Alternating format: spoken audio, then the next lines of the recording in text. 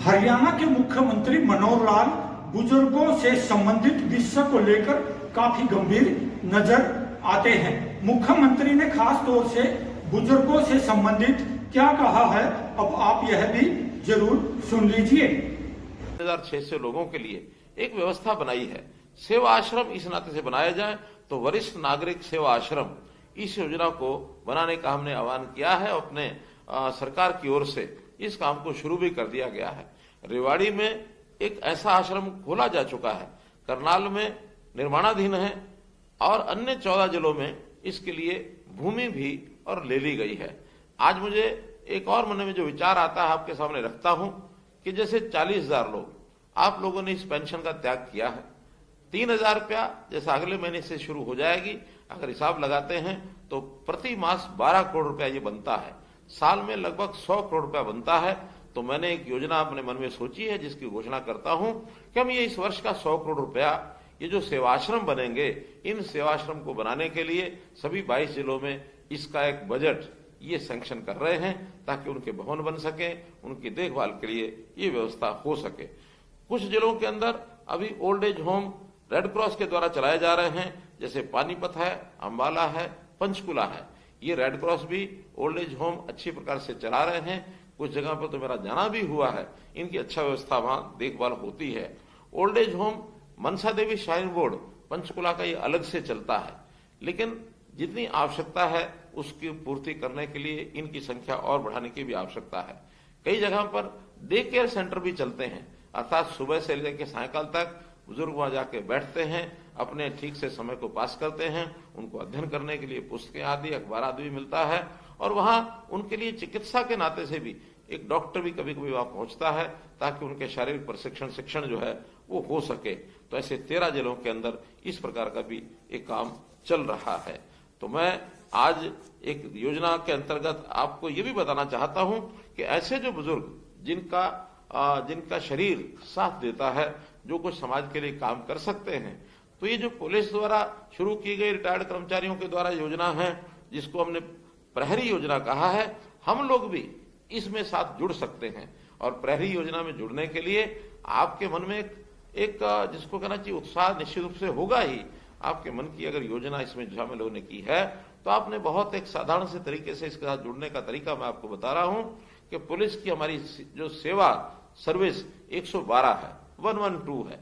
आप 112 के ऊपर केवल डायल करना है, उनसे बताना है कि मैं प्रहरी योजना से जुड़ना चाहता हूं। आपको एक वहां निश्चित व्यक्ति जो प्रहरी योजना का इंचार्ज होगा उसके साथ जोड़ दिया जाएगा। आप अपनी बातचीत उनके सामने रख सकते हैं और आपका नाम दर्ज करेंगे। स्थानीय तौर पर आपको संपर्क किया जाएगा। फिर हम इन 80 वर्ष से ऊपर के लोगों की सेवा के लिए अथवा ऐसे अन्य लोगों के लिए जिनको सहायता की आवश्यकता है, उस सहायता के लिए भी हम जा सकते हैं, जुड़ सकते हैं। ये सामाजिक कार्य है, समाज का कार्य है। सरकार तो इसको करेगी ही, लेकिन समाज के लोग जितने आगे आएंगे उसमें निश्चित रूप से हमारा सबका लाभ होगा। अंत में मैं आप सब लोगों के लिए सद्भावना भी चाहता हूं और आपकी जीवन सुखी आपका जीवन रहे, इस नाते से मैं प्रभु से कामना करता हूं।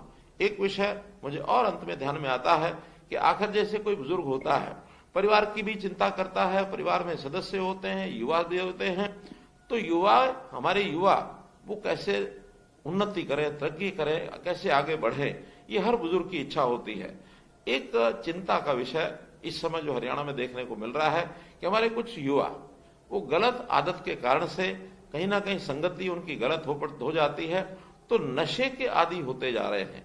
और नशे के आदी होने से अपना जीवन तो खराब करते ही हैं, परिवार का जीवन भी खराब होता है, समाज में भी विकृति पैदा होती है। तो हम ऐसे नशे को यानी नशा न करे हमारा युवा, इस ओर भी कुछ ना कुछ जरूर विचार करना चाहिए, उनको रोकना चाहिए। क्योंकि नशा सप्लाई करने वाले उनके खिलाफ सख्ती करना ये तो सरकार का काम है, लेकिन जन जागरण करना, जो नशे का सेवन करता है, जो इस प्रकार की ड्रग्स आदि लेता है, उसका जन जागरण ये समाज में सामाजिक लोग ही कर सकते हैं। हम चूंकि पूरे जीवन में बहुत अनुभव ले चुके हैं, हमारे तजुर्बे अधिक हैं, तो इस तजुर्बे का और अनुभव का लाभ हम इन बुराइयों को समाप्त करने के लिए जरूर हमको करना चाहिए। तो इस काम यदि हम करेंगे तो हम भी अपनी एक जीवन के अंदर एक भूमिका निभा पाएंगे।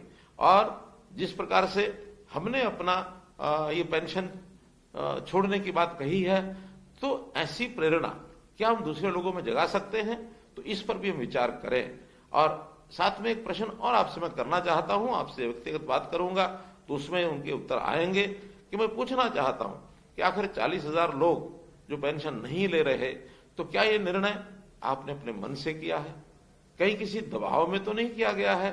और अगर दबाव में निर्णय किया है तो आपको निसंकोच बताना चाहिए, आपकी पेंशन चालू हो जाएगी, इसमें कहीं कोई कठिनाई नहीं आएगी। और इस योजना में और लोग कौन शामिल हो सकते हैं, इसके बारे में भी जरूर जो है हम जनता को जागरूक करें और इस नाते से आगे बढ़ें। 60 वर्ष से ऊपर के जो आय के लोग हैं, जो आयु के लोग हैं, इनकी हर प्रकार की सुविधा हम करना चाहते हैं। आपके मन में किसी प्रकार का कोई सुझाव है तो निश्चित रूप से आप हमको बताएं, क्योंकि जो अनुभवी लोग होते हैं, अनुभवी लोगों का लाभ आगे आने वाली पीढ़ी को हो, ये भी बहुत आवश्यक है।